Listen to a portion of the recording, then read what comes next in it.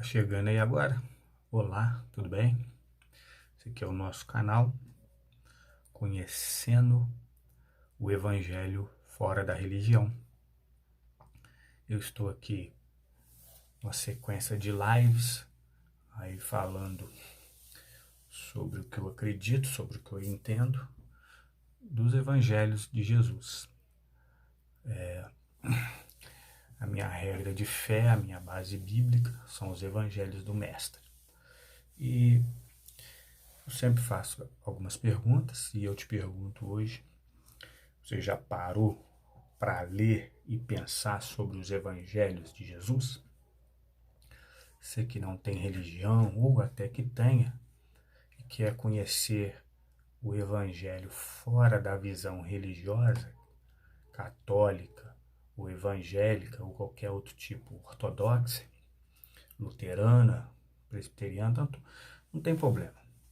São sempre aí as visões que a gente tem dessas denominações religiosas, denominação católica e as evangélicas. A gente tem sempre a mesma, no final, a mesma visão, que é a visão pessoal de cada denominação, para poder arrebanhar seus fiéis. Mas aqui a gente fala do evangelho do jeito que Jesus ensinou e pregou, fora das paredes de um templo religioso, as poucas vezes que a gente vê citando aí na Bíblia Jesus indo nas sinagogas, nas congregações, era porque naquela época todos que se achegavam a uma sinagoga ou qualquer tipo de templo aí religioso dessa linha que a gente está falando, todos tinham direito de fala. Quem estava na frente lia um texto, falava alguma coisa sobre ele e passava a palavra para quem estivesse presente também poder falar se quisesse. Então Jesus ia lá porque ele tinha essa oportunidade, se manifestava ali a oportunidade das pessoas, e Jesus pegava a palavra e falava o evangelho do jeito que ele é. Hoje não é assim mais. Hoje você vai numa igreja e existe um monólogo, só o líder, o pastor, o padre, qualquer que seja o sacerdócio, só uma pessoa fala e todo mundo é passivo, somos ouvintes passivos. Uma pessoa é o orador e todo mundo não tem diálogo. Não é igual naquela época da sinagoga. Jesus tinha um diálogo. A pessoa falava, o outro tinha oportunidade também de falar. Jesus sempre era o contrário. Eles liam e falavam uma coisa, Jesus lia e falava totalmente o contrário da religião. Foi isso que ele veio fazer. Trazer um evangelho sem fronteiras, sem ser religião, sem ser religioso. Ele veio trazer um evangelho para acolher o pecador, a pessoa sofrida, a pessoa que sente uma necessidade real de ter um Deus cuidando dele e abraçando. Foi isso que Jesus veio fazer. Estou fazendo aí uma série de lives sobre o Evangelho de João, ainda estamos no começo. Eu agora estou indo para o versículo 3 de 1 João, primeiro capítulo do livro Evangelho de João. Então vamos lá, partir aí para esse tema aí, para elucidar esse versículo para a gente aí. João, capítulo 1, versículo 3, está escrito assim, ó. Todas as coisas foram feitas por ele, e sem ele nada do que foi feito se fez. Olha que maravilhoso. Todas as coisas foram feitas por ele. Então, primeira parte. Vamos analisar a primeira parte desse versículo. Todas as coisas foram feitas por ele. Aqui está se falando diretamente de Jesus. Já disse em outras lives, o livro de João, essa situação tão de expectativa do novo que João apresenta, ele, todos os versículos de todo o livro de João, é sempre uma explosão de expectativa boa, de coisa grande. É a montanha parindo 100 vezes maior do que ela. Não o que as religiões apresentam, uma montanha muito grande que as religiões faz um estardalhaço todo e no final sai ali um filhote de camundongo, de tudo que se fala por aí. das religiões, das igrejas evangélicas, dos credos aí, os ortodoxos, católicos, se pinta mil maravilhas, mas na hora de passar a visão, a missão para a pessoa, na hora da pessoa receber, ele não recebe aquela montanha que foi falado. Recebe partículas minúsculas porque há interesses escusos de homens. Onde há interesse de Deus, vai sempre ter uma explosão de maravilhas naquilo que se é falado. João, ele fez isso. Então, vamos lá. Todas as coisas foram feitas por ele. Primeira parte. O que isso quer dizer? O Pai fez tudo para o Filho. Já disse aqui que eles são um. Então, quando João escreve dizendo assim, todas as coisas foram feitas por ele, todas as coisas foram feitas por ele, quer dizer que por Jesus, através de Jesus, em Jesus, Deus fez todas as coisas. Você entende? Em Jesus, por Jesus, através de Jesus, sobre Jesus foi feito todas as coisas. Primeira parte. Segunda parte, segundo ponto. Ele mesmo fez todas as coisas. Porque está escrito assim, ó. E sem ele, nada do que foi feito se fez. Ou seja, ele mesmo fez todas as coisas. Jesus é o Criador de tudo. Todo o universo, todas as galáxias, o mundo que vivemos, aquilo que está sobre nós, primeiro céu, segundo céu, terceiro céu, galáxias, tudo, Via Láctea, tudo foi feito por Jesus. Aí vamos para um terceiro ponto. E sem ele, nada do que foi feito se fez. Ou seja, se houvesse a mínima possibilidade de Deus ter feito tudo sem o Filho, presta atenção, se houvesse a mínima possibilidade de Deus ter feito tudo sem o Filho, que é Jesus, então nada se teria feito. Não existe a mínima possibilidade no relato de João.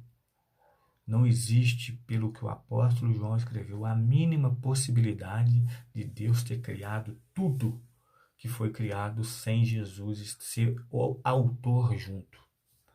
Autor, coautor. Jesus, coautor, Deus, autor. Jesus, autor, Deus, coautor. Uma coisa só. Não se troca de função. O Pai não é maior que o Filho não é maior que o Pai, porque eles são a mesma pessoa. São um. Uma unidade. Um. Deus, Jesus. Pai, Filho. Fonte, Deus. Jesus tirado da fonte. É mesmo que a fonte. É a mesma coisa. A mesma água que sai da fonte, eu já disse isso aqui, é a mesma. Eu bebo dela, você bebe, o outro bebe, se mistura, é a mesma coisa. É a mesma fonte. Isso foi o terceiro ponto aí. Não havia a menor possibilidade de Deus ter feito sem o Filho. Ele, Jesus, presta atenção nisso, ó, Jesus é a peça-chave de toda a criação. Jesus é a mola mestre do universo. Em tudo, Jesus foi a primazia, o primeiro. Tudo está sobre Jesus, sobre os seus ombros, os governos, os reinos, a majestade, a soberania, o poder, estão tudo sobre os ombros de Jesus. Ele é tudo. Em tudo Jesus foi o Senhor e Criador. Ele e o Pai, a mesma pessoa. Ele é o mestre de todas as galáxias, o universo, tudo que se há. Em tudo, Jesus, o Filho, disse junto com o Pai. Em tudo que se foi feito, quando Deus disse, haja firmamento,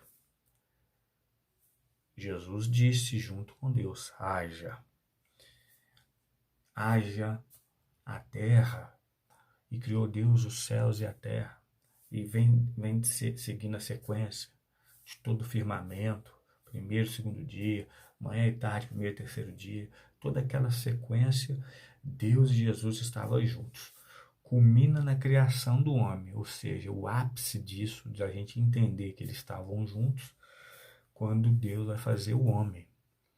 Aí está escrito assim, ó, lá em Gênesis 2. Deus e Jesus olhando para o barro que eles ajuntaram, dizendo assim, ó, façamos o homem. Entendeu? Deus, Jeová, Javé, Yavé, Jesus e Yeshua, juntos. E o Espírito que está dentro dos dois, que é o mesmo Espírito. A presença real de Deus em todos os lugares é o seu Espírito que sai dele e de Cristo. O Espírito não é uma terceira pessoa, ele é Deus e Jesus. A força que sai dos dois impacta tudo que é realizado. Para você entender mais, vou te explicar. É como você está, por exemplo, no trabalho e você está pensando lá na sua casa, nos seus filhos, o que eles estão fazendo, as atividades que estão lá.